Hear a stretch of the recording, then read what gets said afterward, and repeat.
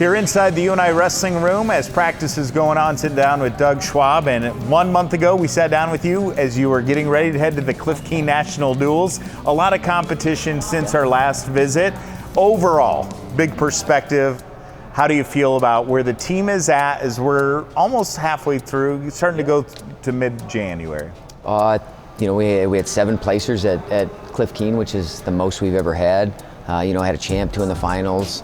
The Soldier Salute, I think we had 10 guys place and scored more points than we've ever scored there. We just beat Nebraska in a duel, and I just feel like there's a lot of momentum, and things are certainly trending. Not that we haven't had some losses, but how guys have responded from those losses is everything that you could ask for in a team. And they're building a whole lot of momentum as a group right now, and I don't know, that energy is infectious, and hopefully you can feel it a little bit when you come in here. And a lot of times people look at the dual results, but talk about that kind of the next tier guys with some of those open tournaments, the Soldier Salute, what you're seeing from other guys in there.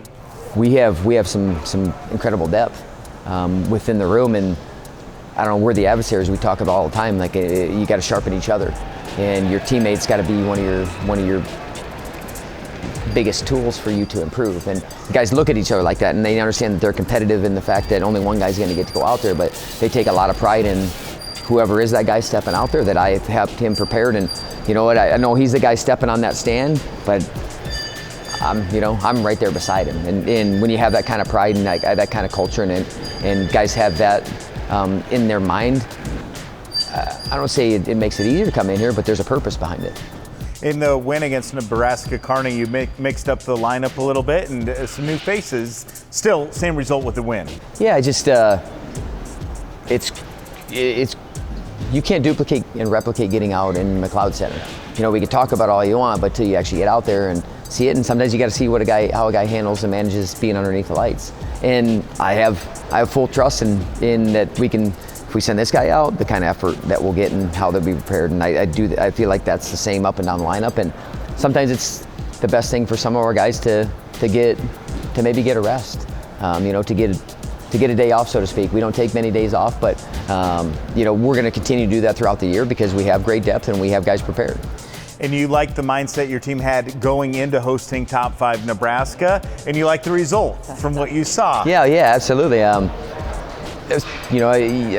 Talking to them before, and this is nothing, against Nebraska as a team, but I fully expected to beat them and do that, and if our team wants to achieve the things that they want to, then to me that's the baseline. That's not the exception. They're like, oh well, you guys had a great performance. Like, no, that's our performance every time, and so we got to be able to continue to replicate it in here. And when we do that, then I think you're going to continue to see that outside.